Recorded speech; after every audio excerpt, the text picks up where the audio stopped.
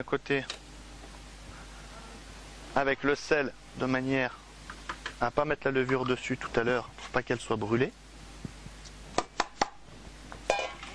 Les 20 grammes de levure, donc de l'autre côté. Ou alors vous mettez carrément la levure en premier sous la farine, comme ça, pas d'inquiétude. On met notre beurre qui est relativement tendre. Si on mettait un beurre trop froid, trop dur, on aurait un beurre qui va avoir du mal à ramollir dans la pâte, il va rester. D'accord ? Le beurre est facultatif dans cette recette, mais l'avantage c'est qu'on va déjà avoir, quand on va rajouter le beurre de tourage derrière, on va avoir une texture qui va se rapprocher déjà un petit peu du beurre, du fait qu'on en ait mis. Donc on aura une meilleure pâte. D'accord ? Ce sera plus pratique à faire le tourage. On met notre cuve, notre feuille, l'eau ou le lait, selon ce que vous avez choisi. On met sur le batteur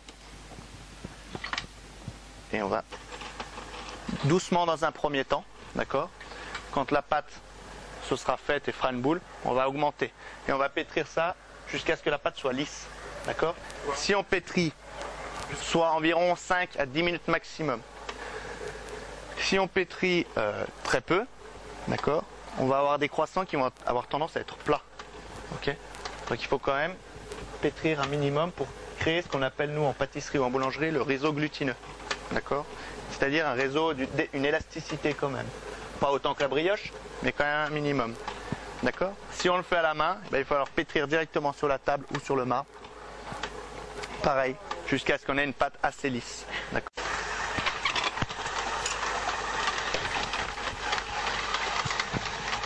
Au départ, tu mélanges le plat comme ça, quoi. Voilà. Comme une tarte, prête à faire. On va phraser comme ça notre pâte. Hein ? Voilà. De manière à la lisser, à bien mélanger tous les ingrédients et lui donner un tout petit peu d'élasticité. C'est-à-dire on pourra avoir le même résultat. Non, non, elle colle pas trop. Hein. 5 à 10 minutes aussi ou plus long Bon, à peu près pareil. Hein. Voilà, pendant 5 à 10 minutes. Vous voyez, elle commence à... Pareil pour la brioche. Hein. Je fais une boule avec. Alors regardez, parce que c'est une étape assez importante. On va faire une boule avec, vous voyez, elle est assez lisse. Hein, et on va pouvoir mettre un petit coup de couteau. En croix pour qu'elle se détende. D'accord, elle va s'ouvrir, elle va se détendre. On va la laisser comme ça un petit moment sur le marbre. C'est ce qu'on appelle le pointage. D'accord ? Le pointage, c'est le fait de la laisser fermenter un petit peu sur le marbre. Ça va développer les arômes et ça va activer la fermentation. Notre détrempe, elle a commencé à fermenter, elle a commencé à gonfler, vous avez vu. Là où tout à l'heure elle était élastique, là on peut l'étaler correctement. On va mettre suffisamment de farine, pas trop parce que c'est pas la peine de rajouter de la farine dans la recette. Elle s'étale bien.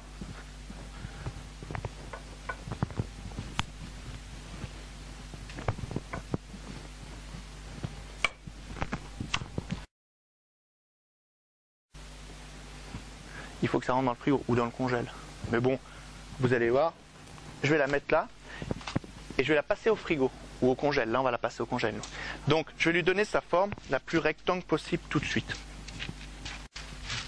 Alors, un petit coup au froid.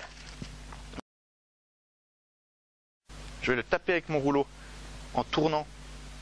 Quand j'arrive sur le beurre, ça va éviter qu'il reste collé. D'accord ? Alors, essayez pas de faire ça sur des tables en verre.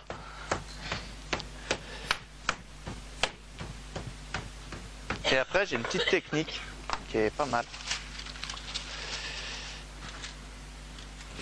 Vous prenez du papier sulfurisé. Vous le pliez.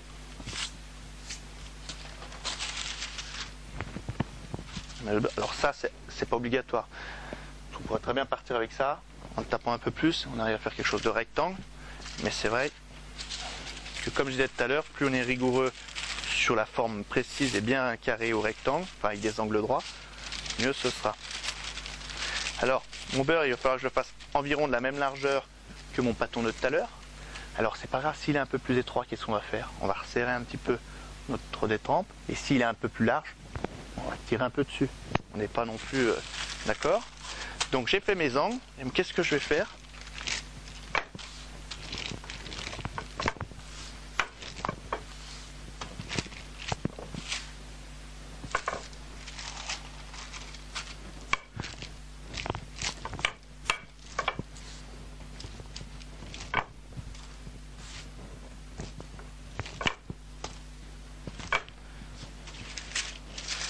Voilà, alors bon, je suis parti un petit peu de biais, mais voilà.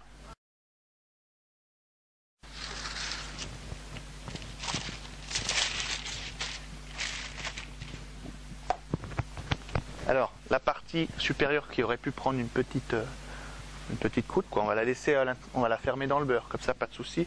Là-dedans, la partie contre la plaque, elle est toujours plus, moins, voilà, plus lisse, hein, d'accord, moins sèche, voilà. Mon beurre que j'ai tapé tout à l'heure, bon, il a pas redurci, hein, il est tendre. Je fais comme ça. Alors bon, on l'a fait à l'œil, hein, donc il y a peut-être des... Ok.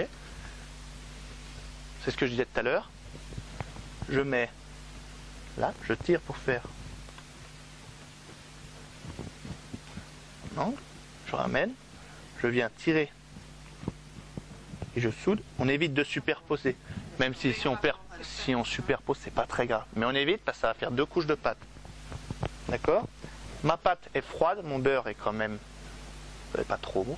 Il va falloir tout de suite que j'étale. Si je laisse comme ça, on va avoir le problème que j'ai dit tout à l'heure, ça va marbrer. Donc, je tape un peu sur mon pâton pour coller le beurre et le répartir un petit peu.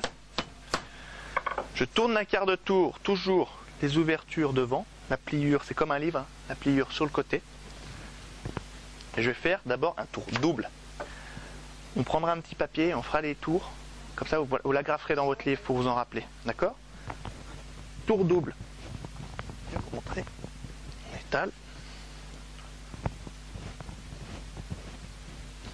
Ça va très bien étaler, vous voyez.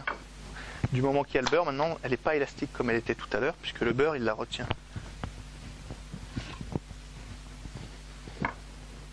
Si on est parti avec quelque chose de carré, enfin de rectangle, avec des angles droits, on a forcément quelque chose de quand même rectangle.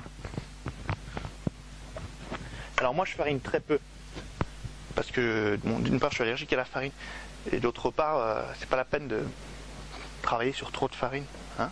Un tour double, ça va être ça. Je viens bord à bord. Alors, moi je mets pas égal parce que si on met égal, quand on va plier, la pliure elle va se faire là. Ça va s'ouvrir et il va des fois nous manquer un tour. Donc je préfère faire comme ça, un tour double. Je vais vous faire des petits papiers, on va regarder, d'accord? Je retape un petit peu. J'ai la solution de donner mon tour simple tout de suite et après c'est terminé. Ou alors de la repasser au frigo, mais alors 5 minutes. Puisque sinon ça va, le beurre va trop refroidir et ça va marbrer, ça va faire des cassures. Voilà, au choix. Si on l'étale maintenant, on aura un peu plus de mal que si on la laisse un petit peu au frigo. J'étale régulièrement, il ne faut pas appuyer comme ça. Hein. Les gens ils ont tendance à étaler, il faut étaler régulièrement. N'hésitez pas à retourner votre pâte.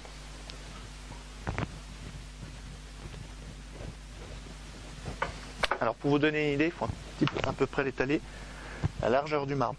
Quand vous êtes à la largeur du marbre, quand vous êtes à la largeur du marbre, vous pouvez faire votre tour. Vous voyez? Alors, je vous rappelle le tour double tout à l'heure, on a fait comme ça. On a fait comme ça. Là, on va faire un tour simple. Alors, on a une solution, c'est de couper, si on veut que ce soit super net, là. Cette bande, de la remettre par là. D'accord? Voilà, c'est ça le tour simple. Tac, tac. Ok? On vérifie si ça plie. Donc là, je vois que je suis pas tout à fait bien.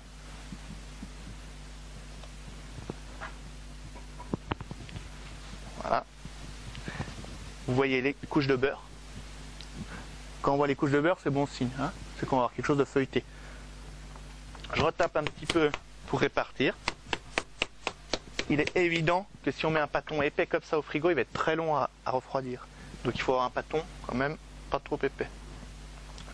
Voilà, je le mets au frigo comme ça. Nos croissants sont prêts à détailler.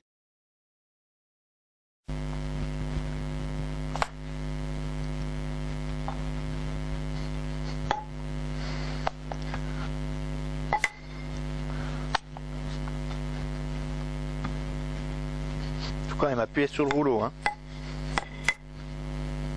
On farinera pas trop, puisque si on farine de trop, quand on va rouler nos croissants, ça va glisser. Ça va vraiment pas être pratique.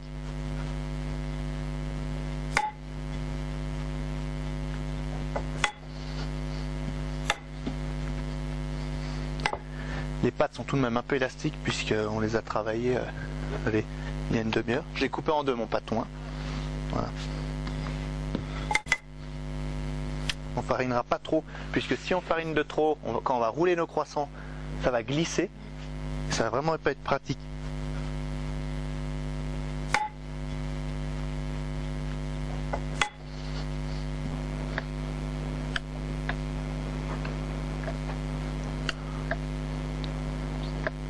Après ça c'est chacun, c'est bon.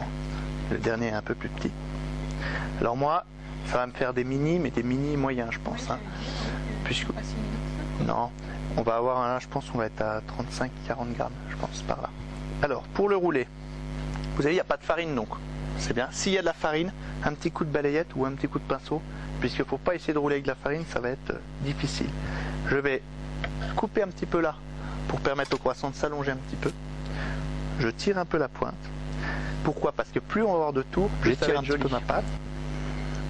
Avec mes pouces, j'attaque à rouler. Je vais rouler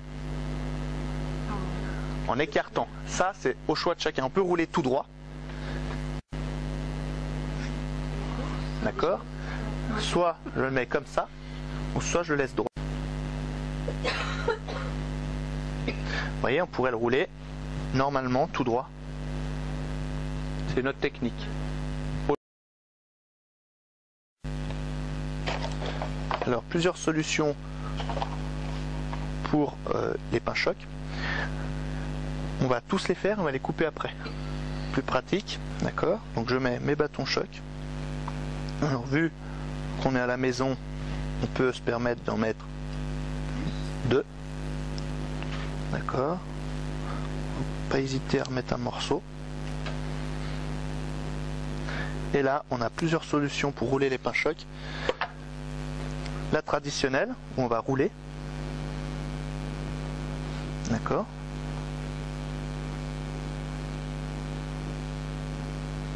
Hop là.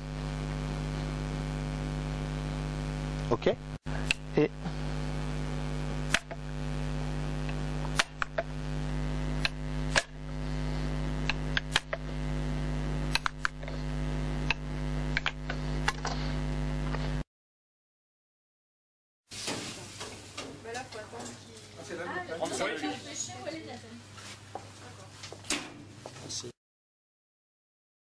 pareil.